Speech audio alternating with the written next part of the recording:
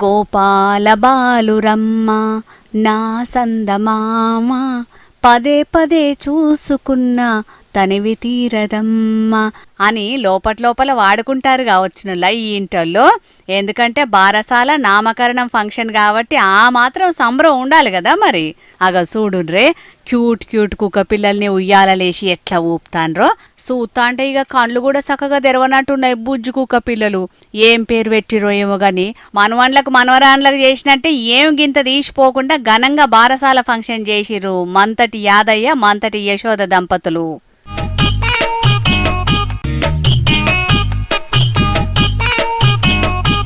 మహబూబ్ నగర్ మున్సిపాలిటీలో ఉంటారట ఇల్లు. మున్సిపాలిటీలో కొలువు చేసి రిటైర్ అయిందట యాదయ్య. ముగ్గురు ఆడవిల్లలైతే అందరికి లగ్గాలు కూడా చేసిర్రు.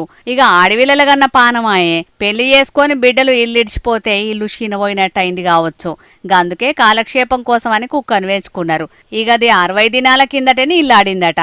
ఏదో మామ అన్నట్టు కాకుండా కన్న బిడ్డలకు చేసినట్టే ముత్తైదువుల్ని పిలిచి ఘనంగా సీమంతం కూడా చేసిర్రు. ఇక మొన్ని నడుమనే 5 పండంటి కుక్క పిల్లలు పుట్టినాయి. చూస్తాను కదా ఎంత ముదుగున్నాయో పప్పీలో. మా ఇంట్లో నాకు 3 ఆడపిల్లలే. ఆడపిల్లలు వాళ్ళ పెళ్ళిళ్ళు అయినాయి, మన్మన్లు మన్మరాన్లు అయినరు.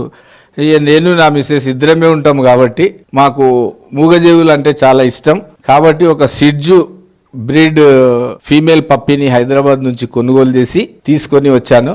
35 రోజులకు శ్రీమంతం అయింది. ఆయన 15 రోజులకు డెలివరీ వచ్చేసింది. అది కూడా ఇంట్లోనే వేసేసుకున్నాం, మా ఆయన నేను ఇద్దరము అంతేనండి. దాని తర్వాత పిల్లలకు ఏమైనా చేయాలని ఊయల కార్యక్రమం చేసినాం. సంతోషంగా ఉంది మాకు.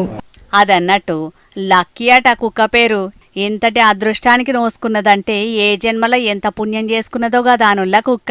చుట్టాలను పక్కాలను వెలిసి అప్పుడు ఎంత ఘనంగా సీమంతం చేసిర్రో అంతే ఘనంగా ఐతారం బారసాల నామకరణం కూడా చేపిచ్చిర్రు. ఫంక్షన్కి వచ్చిన వాళ్ళకు విందు భోజనాలు కూడా పెట్టిర్రు. మొత్తానికి ప్రతి కుక్కకు ఒక రోజు వస్తుందంటారు చూసిర్రా. గాదేనుల్లా గిది.